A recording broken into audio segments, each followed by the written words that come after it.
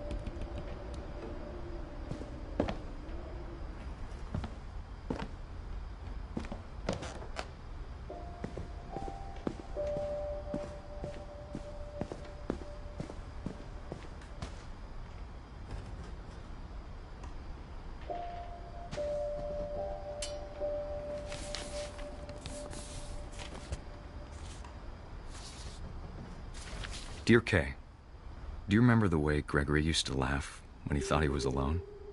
Like something funny was happening, but only he could see it. I think he saw things the rest of us don't.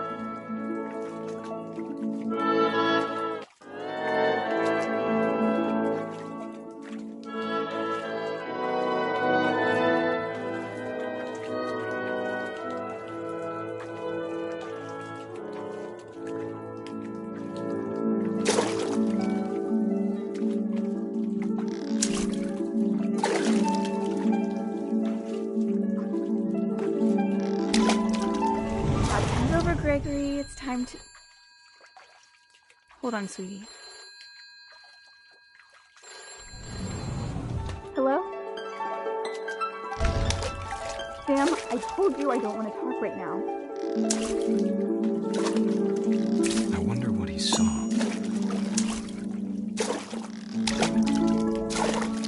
What his world was like.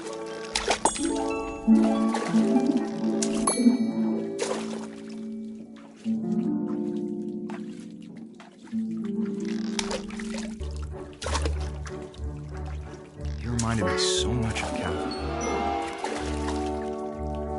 Lost in his imagination. Whatever it was he saw. It sure made him happy.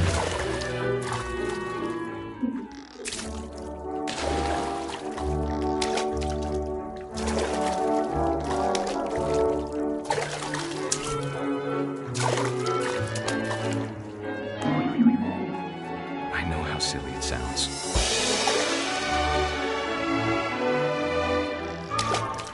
That I worried about a baby being too happy. But I could feel him slipping away. Sorry about that, Gregory. I know you did everything you could. Maybe if I hadn't called that night.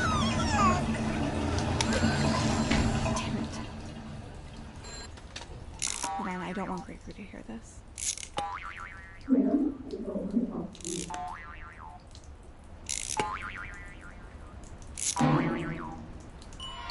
I wish he could have told us about the world he saw.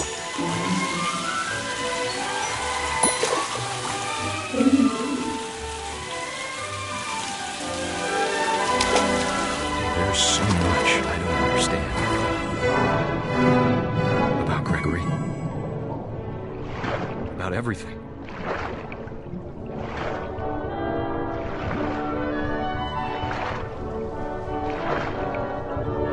But I know what happened wasn't your fault.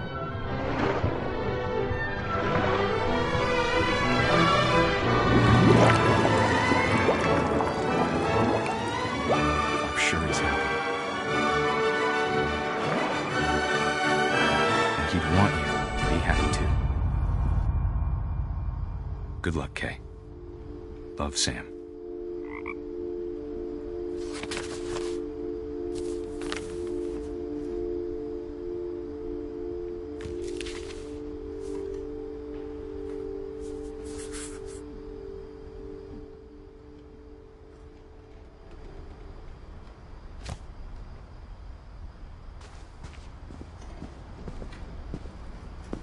can't imagine my mom ever writing poetry, and yet...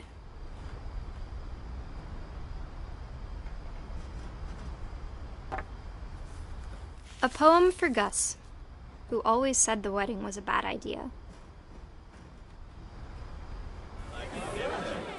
Our father never hit us kids, at least not very hard, before the day my brother said with teenage disregard that he'd be dead before he'd see a wedding in our yard.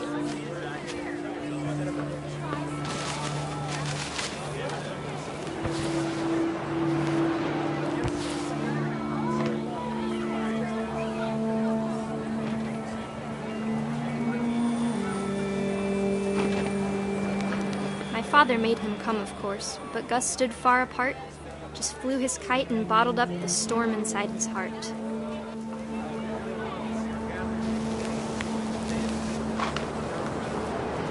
I tried to talk him out of it, but though he'd never met her, "We don't need a stepmom," were the words that I now pronounce you husband and wife. You may kiss the bride.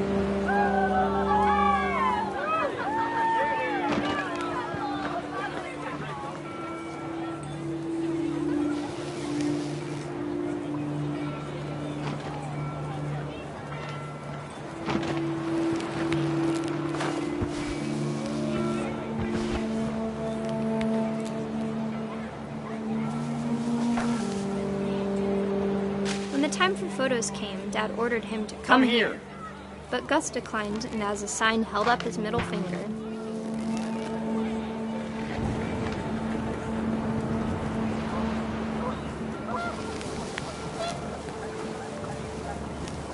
The wind picked up and panicked geese appeared and quickly went. But all the humans did that day was go inside the tent.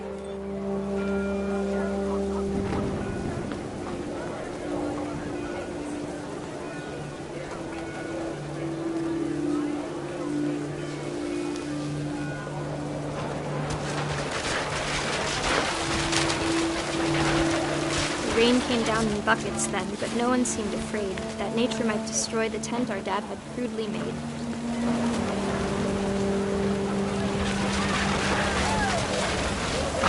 The thunder sounded much too close and full of angry power, but all my father said to this was, "Make the music louder."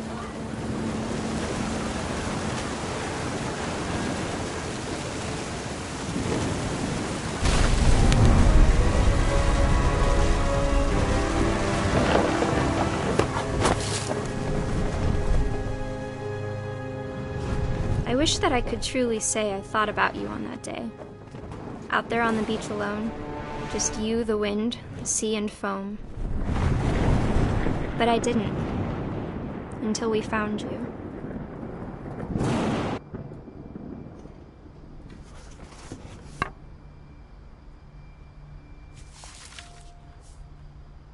She never talked about him, but Mom told me once if I was a boy, they were going to name me Gus.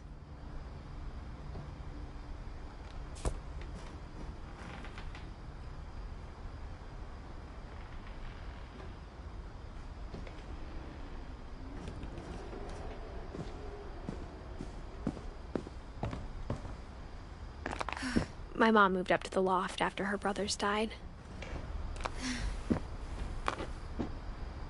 At the time, it was as far away as she could get.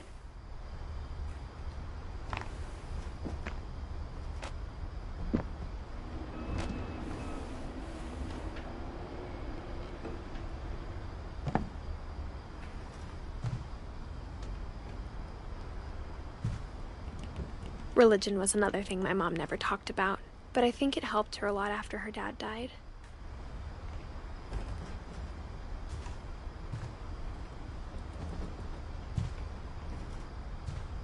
She spent a summer building houses in Calcutta, where she met my dad, Sanjay.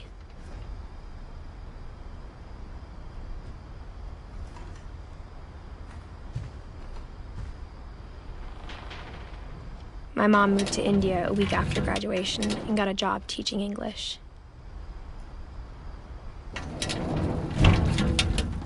Louis was born a year later.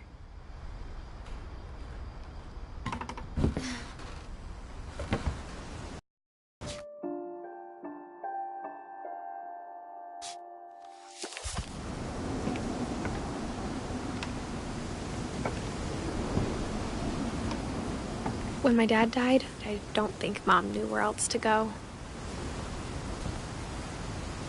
I'm sure Edie was happy to have her back.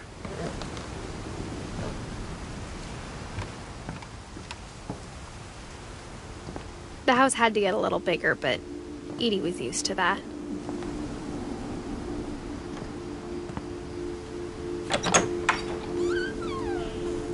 And for a while, things were good. Almost normal.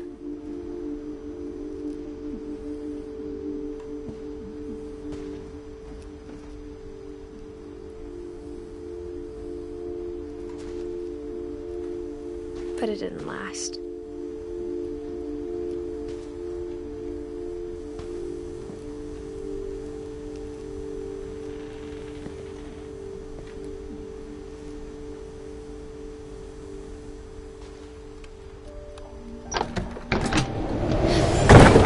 The beginning of the end was Milton's 10th birthday, when Edie gave him a castle.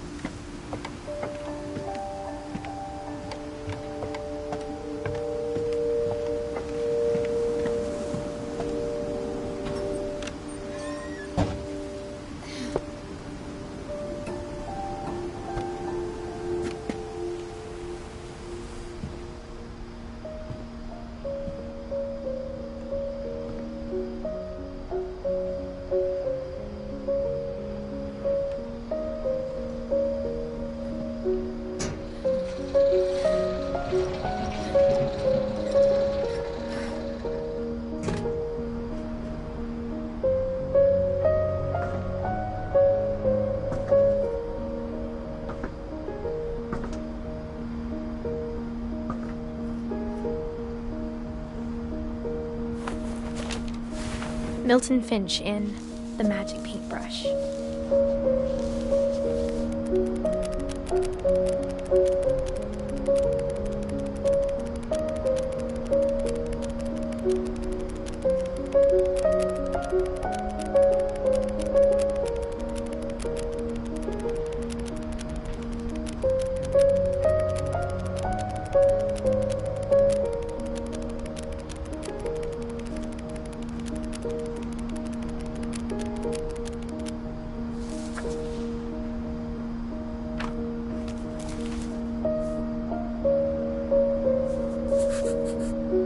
I was 4 when Milton disappeared.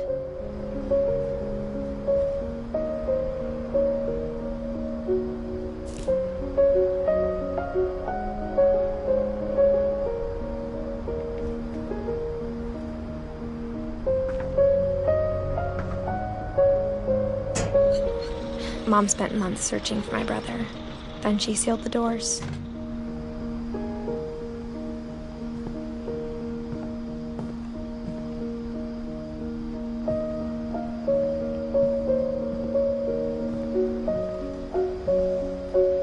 Whatever Milton had found in the house, Mom didn't want it getting out.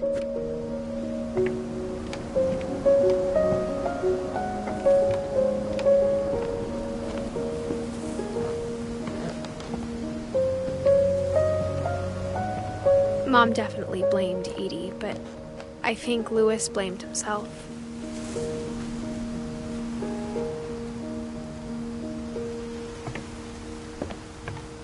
After he graduated, he just spent more and more time in his room, until Mom got him a job at the cannery.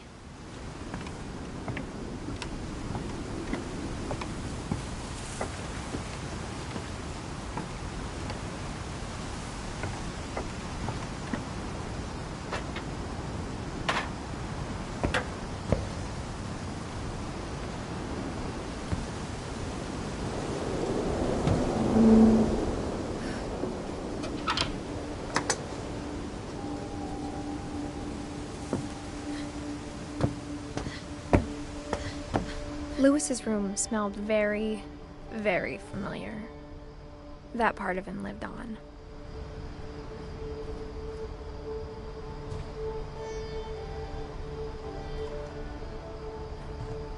Lewis and I spent a lot of time playing games together, but he was surprisingly bad at them.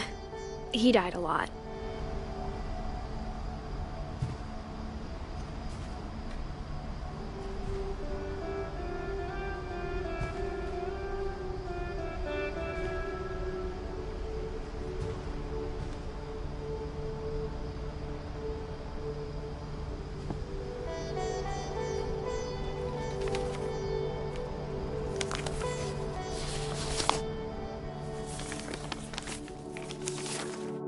Dear Mrs. Finch, as Lewis's psychiatrist, I can understand your desire for an explanation.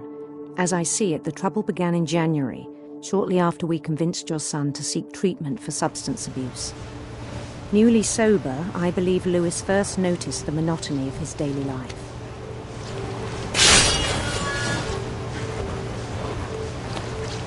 He kept working at the cannery. But he withdrew part of himself. In our sessions, I saw the same behavior.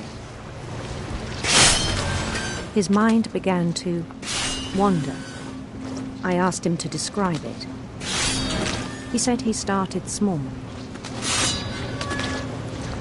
imagining a labyrinth. He'd feel his way about.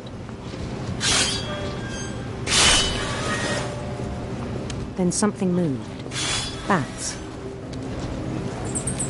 And toads.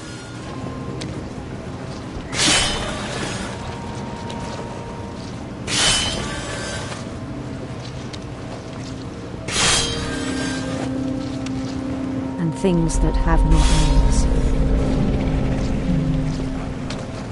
He knew it was all in his head.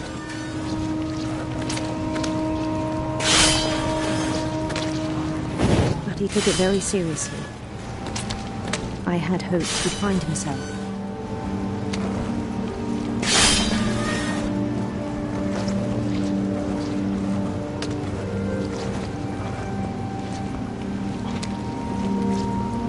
But he found something more.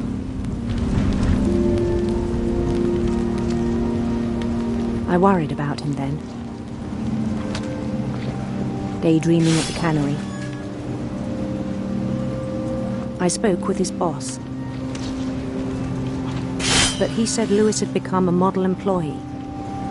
Methodical, tireless, focused. Like a whole new Lewis. So I let him go on.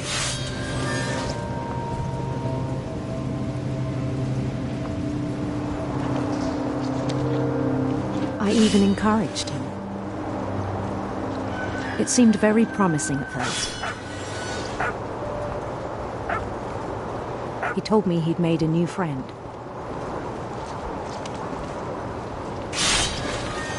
On the edge of a city he named Lewis Topia. He built the city up slowly, brick by brick. Then he made musicians.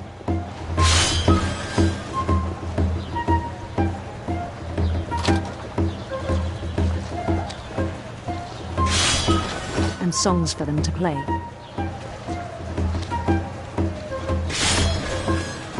He talked about starting a band.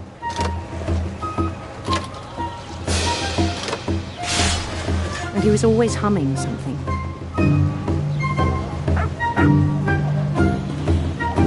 Every day his imagination grew stronger.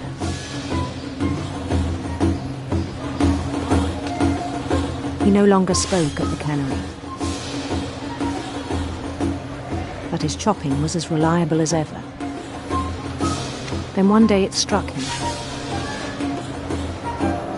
that all the cheering crowds, even the stones under his feet, were all in his imagination, so he could do whatever he wished.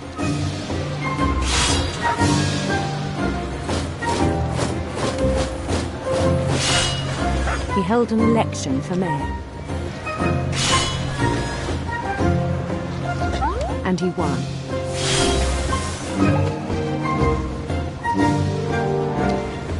They begged him to stay, but his mind was already wandering. It became a game for him.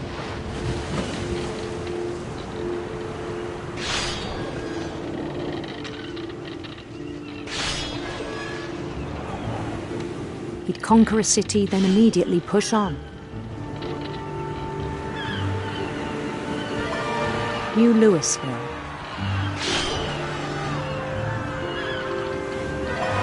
St. Louis. He started drifting away from our reality.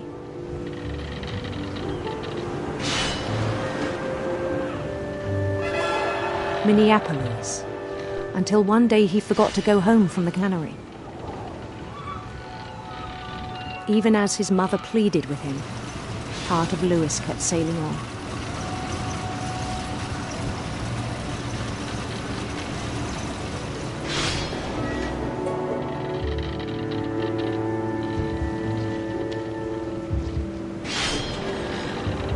In Louisburg, he heard rumors of a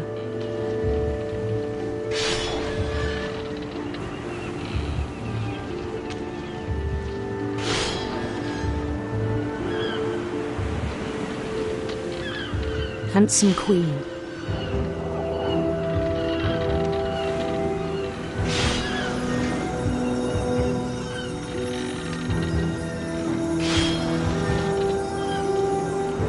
The queen was on her own quest for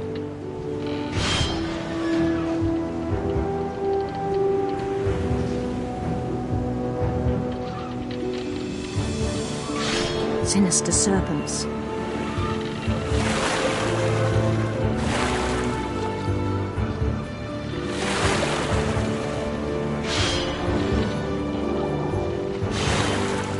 He followed the sound of her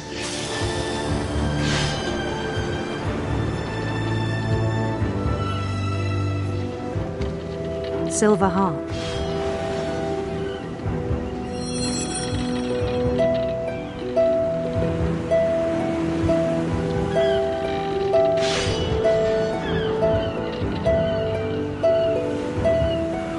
His chase led him to a golden palace east of the sun and west of the moon. Even then, his logic remained sound. He knew the world was all in his imagination.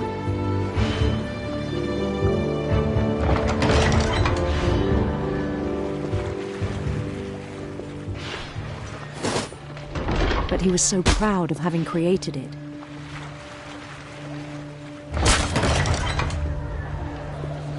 In his own eyes, he'd become something greater than a king.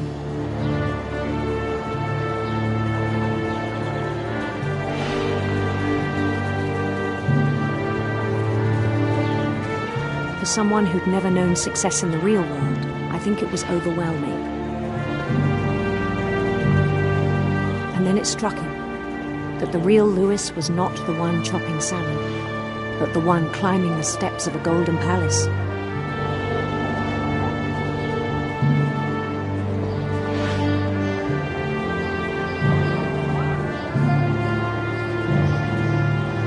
My imagination is as real as my body, he told me.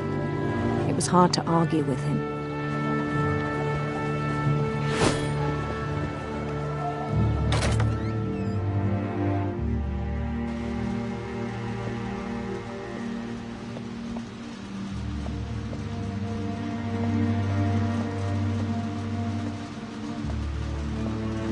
He began to forget the world we know.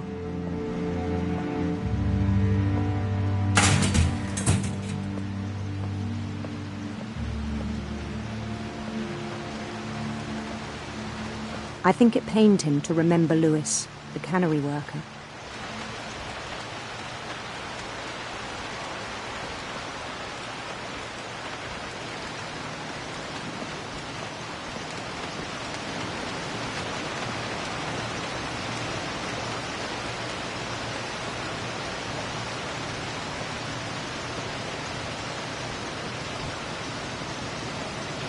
He began to despise the man with a royal contempt.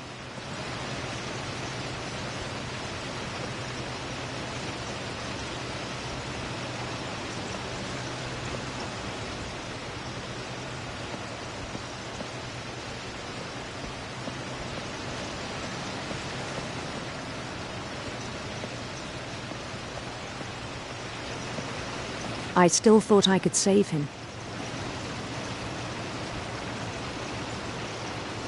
Even after he said he was being crowned king over all the lands of wonder.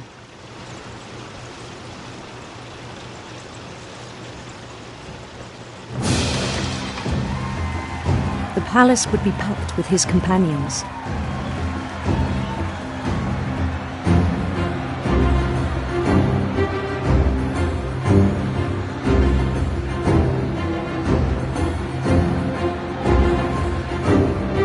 Including the wise Calico who'd insisted on advising him.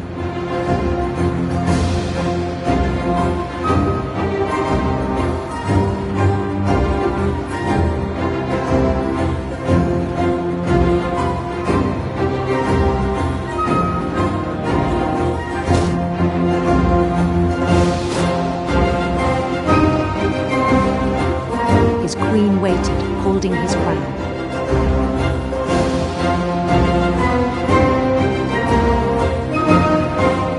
There was only one thing left to do.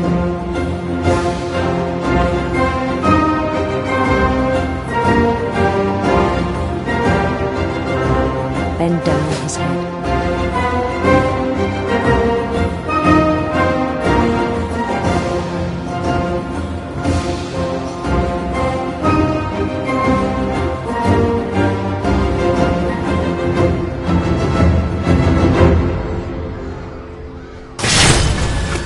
I think you know. Mrs. Finch, your son was a kind man who will be missed by all of us who knew him.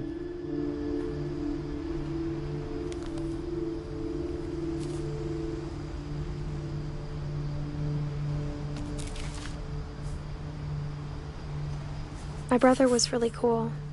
I wish you could have met him.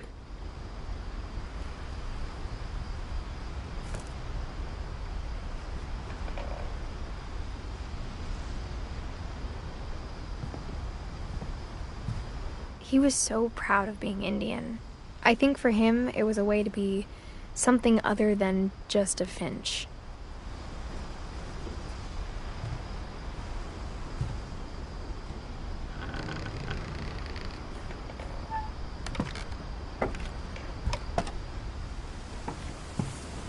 On the way back from Lewis's funeral, my mom told me to start packing. She waited until the day before we left to tell Edie. I'm not sure if she wanted to make it easier or harder.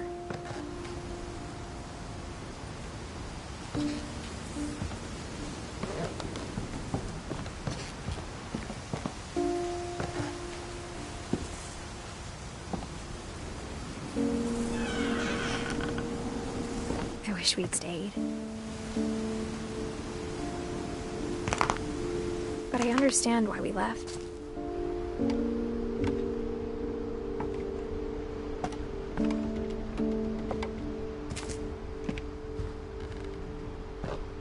My mom ended up leaving everything behind.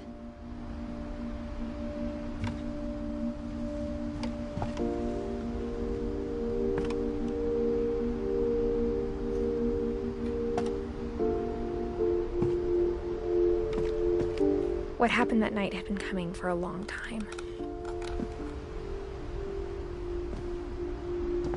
Maybe it should have come sooner.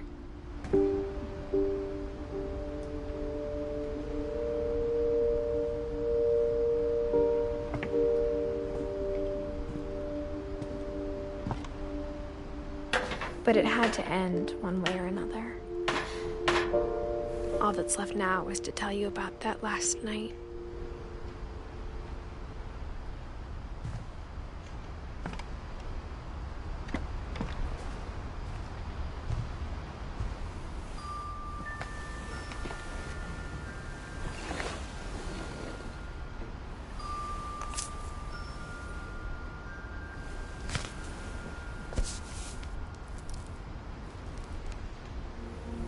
That whole last day, Edie just watched us pack and didn't say a word.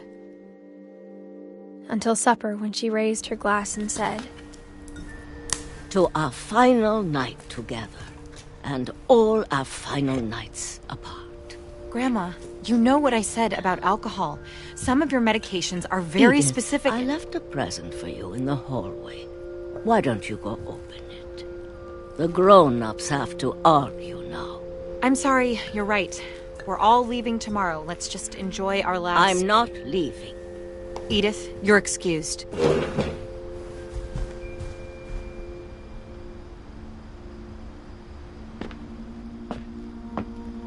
The power had been shut off that morning, but Edie always had plenty of candles.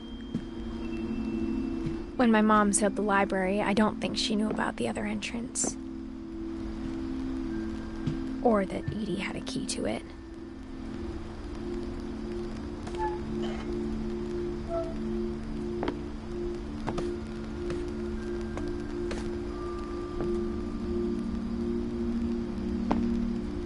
That thing you're afraid of isn't going to end when you leave the house.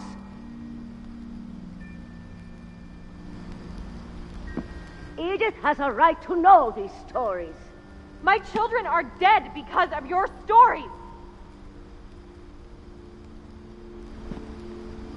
I think it's best if Edith and I leave tonight.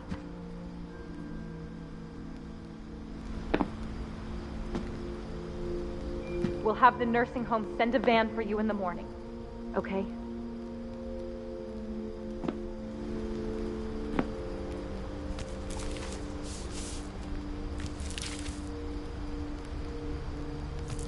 Dear Edith, there's so many stories I wish I could tell you, but there's only time for one.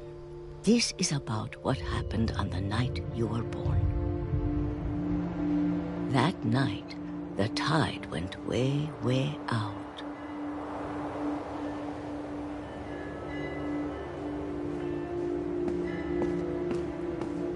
It was the first and last time I ever saw the old house aground. There'd been an earthquake out in the middle of the ocean. They called it the lowest tide in 1,000 years. God, it smelled awful. You know, I've seen that house every day of my life. But I never thought I'd go back to it. When the fog rolled in, I lost my way.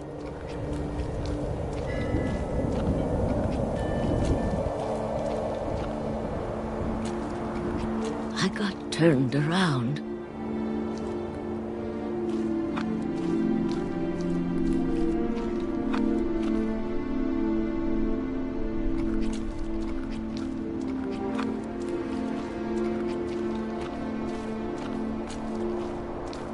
For a while, I wandered.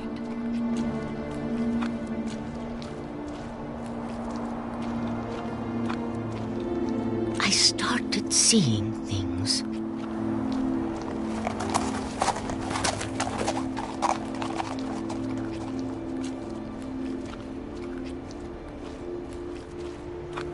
Things I'd forgotten had ever existed.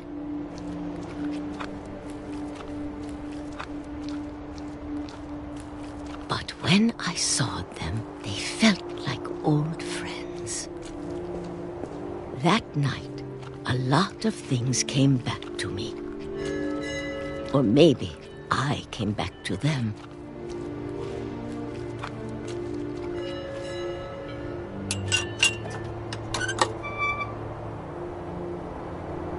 Things I can't explain, but that I need you to try and... Edith, what are you doing in here? It's mine! Edith! Mom, you're gonna rip it! Let go! I kicked and screamed, but Mom dragged me to the car. I never saw Great-Grandma Edie again. The next morning, the van came to pick her up, but she was already gone. After that, we moved around a lot.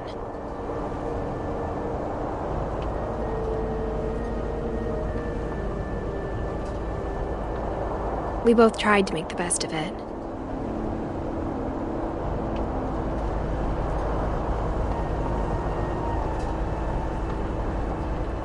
A few years went by.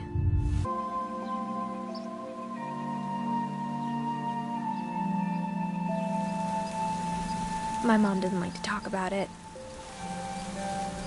But she started getting sick a lot. The rest happened pretty quickly.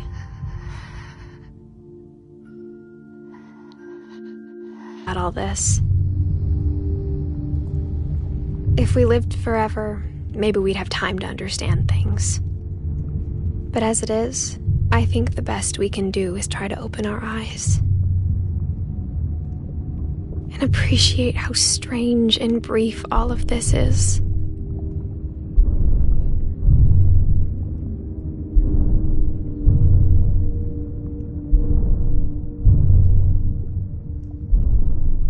This journal was supposed to be for you.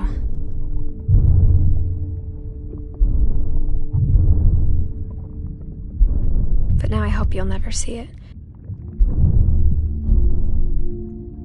I just want to meet you and tell you all these stories myself. But I guess if you're reading this now, things didn't work out that way.